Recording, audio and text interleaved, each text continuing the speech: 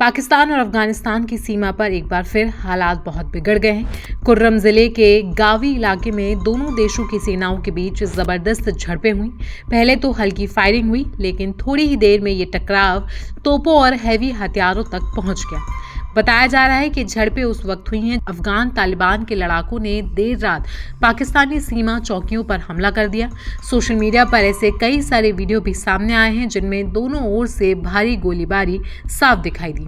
अफगान तालिबान ने दावा किया है कि उन्होंने नंगरहार और कुनार प्रांत में पाकिस्तान की कई सीमा चौकियों पर कब्जा कर लिया है।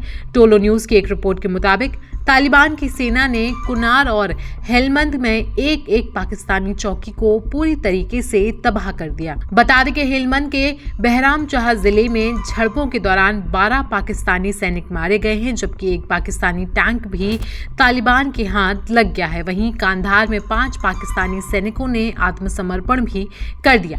पाकिस्तानी मीडिया ने यह दावा किया है कि जवाबी कार्रवाई में पाकिस्तान ने अफगान सीमा पर कई चौकियों और आतंकवादी ठिकानों पर निशाना बनाया।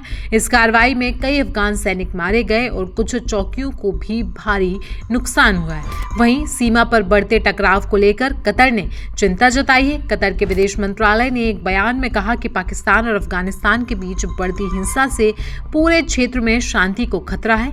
उन्होंने दोनों देशों से बातचीत और संयम अपनाने की अपील की है।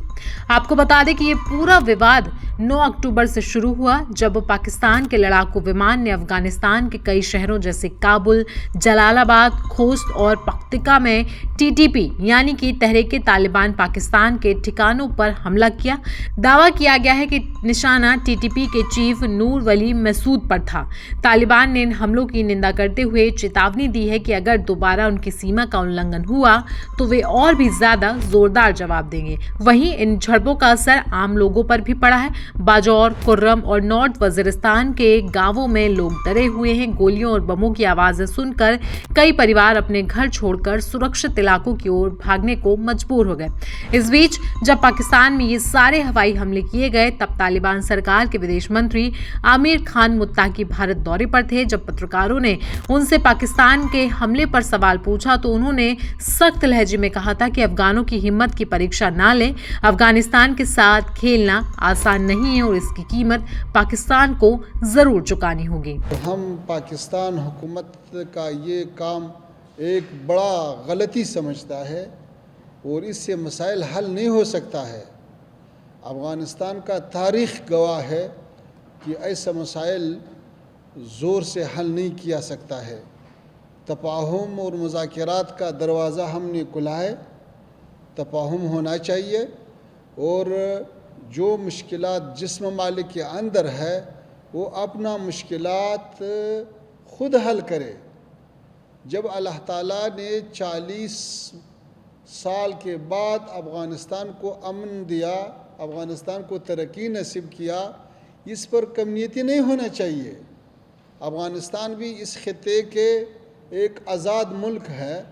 जब उधर अमन आया है तो फिर लोगों को क्यों तकलीफ़ है? ये अफ़गानिस्तान का लोग भी हक़दार है, इंसान है, मुसलमान है, बशर है, ताकि इसी 4 सालों में जो सहूलियात आया है, जो अमन अमान आया है, जो तरक्की आया है, जो इक़्तिसाद और दूसरे शोबों में बेहतरी आया है, उसको और भी फ़रोग़ देना चाहिए।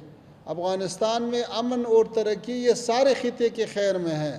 अफ़गानिस्तान आपको पता है कि इस खित्ते में वो इत्तिसाल और ट्रांजिट और इक़्तिसाद का एक मरकज़ बन सकता है। ये जोग्राफिया ऐसा है कि सेंट्रल एशिया और जनूबी एशिया के दरमियान ये बेहतरीन नज़दीक रास्ता है वसल का, तो इससे फ़ायदा उठाना चाहिए। इस हालात को ख़राब करना नहीं चाहिए।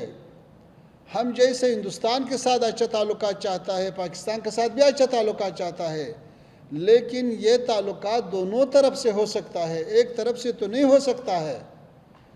इसलिए हमारा ख्वाहिश ये है कि ऐसा गलती को तकरार नहीं करना चाहिए। तो पाकिस्तान और अफगानिस्तान के बीच चल रही इस लड़ाई पर आपकी राय क्या है? आप हमें कमेंट सेक्शन में ज़रूर बताएं। साथ ही साथ देश दुनिया की बाकी खबरों के लिए बने रहें हमारे साथ।